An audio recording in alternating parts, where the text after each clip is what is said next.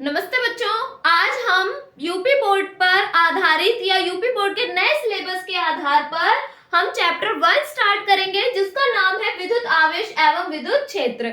इसमें सबसे पहले हम इस चैप्टर को स्टार्ट करने से पहले हम कुछ जनरल बातें जान लेते हैं, जैसे विद्युत की हमारा इस पार्ट के अंडर आता है। तो ये विद्युत की है क्या? ये भौतिक विज्ञान की वह शाखा है जिसके अंदर हम आवेशों की स्थिर अवस्था या गतिशील अवस्था या उन पर आधारित घटना, गुण और इसके व्यवहारों का अध्ययन करते हैं। विद्युत की कहलाता है। ये हमारे दो प्रकार की होती है बच्चों, स्थिर विद्युत की और गतिक विद्युत की, यानी इलेक्ट्रोस्टैटिक और इलेक्ट्रोडायनामिक। इलेक्ट्रोस्टैटिक यानी स्थिर विद्युत की के अंतर्गत हम आवेशों की स्थिर अवस्था में उनके गुणों और व्यवहारों या घटनाओं की बारे में अध्ययन करते हैं, और गतिक विद्युत के अंतर्गत हम आवेशों की गतिशील अवस्थाओं पर आधारित घटनाओं का अध्ययन करते हैं। नेक्स्ट आपका कॉन्सेप्ट स्टार्ट होता है इसमें विद्युत आवेश। विद्युत आवेश हमारा किसी भी पदार्थ का वह गुण जिसके कारण, तो विद्युत आवेश एक प्रकार का गुण है जो किसी भी पदार्थ में विद्युत तथा चुंबकीय प्रभाव उत्पन्न करता है। तो किसी भी पदार्थ का वह गुण जिसके कारण उसमें विद्युत और चुंबकीय प्रभाव उत्पन्न किए जा सकते हैं आवेश कहलाता है।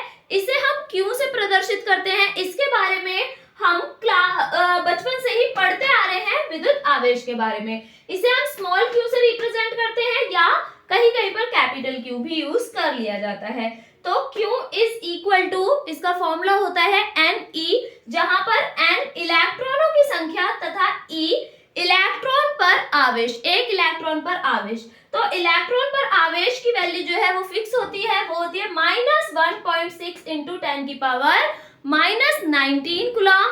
और यदि मैं यहाँ पर इलेक्ट्रॉन की जगह प्रोटॉन बोलती हूँ तो प्रोटॉन पर भी आवेश सेम रहता है, परंतु यहाँ पर ऋणात्मक की जगह क्या आ जाता है, आपका धनात्मक यानी पॉजिटिव साइन आ जाता है। अब आते हैं हम आवेश के प्रकार। तो आवेश हमारे दो प्रकार के होते हैं, धनावेश और ऋणावेश, यानी पॉजिटिव चार्ज और नेगेटिव चार्ज। तो इनके विषय में अगर हम जाने तो किसी भी चालक या किसी भी वस्तु से यदि इलेक्ट्रॉन निकल जाते हैं या उस पदार्थ या उस वस्तु पर इलेक्ट्रॉन की कमी हो जाती है, यदि इलेक्ट्रॉन निकल जाएंगे तो इलेक्ट्रॉनों की कमी हो जाएगी, तो वह वस्तु कैसी हो जाती है, धनावेशित, यानी वो धनावेश आ जाते हैं उस वस्तु पर।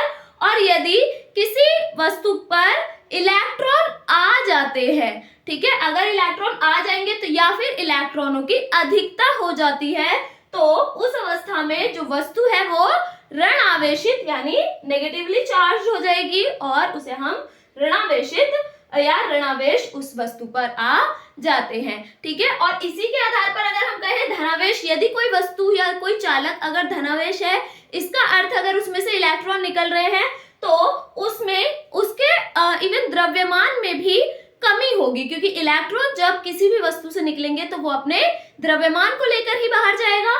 तो इस अवस्था में तो द्रव्यमान में क्या हो जाती है, कमी। और ऋणावेश के केस में जो हमारी इस पर इलेक्ट्रॉन आ रहे हैं तो वेरी ऑब्वियस है वो अपने द्रव्यमान के साथ आएंगे, तो यहाँ पर द्रव्यमान की क्या हो जाती है, अधिकता हो जाती है।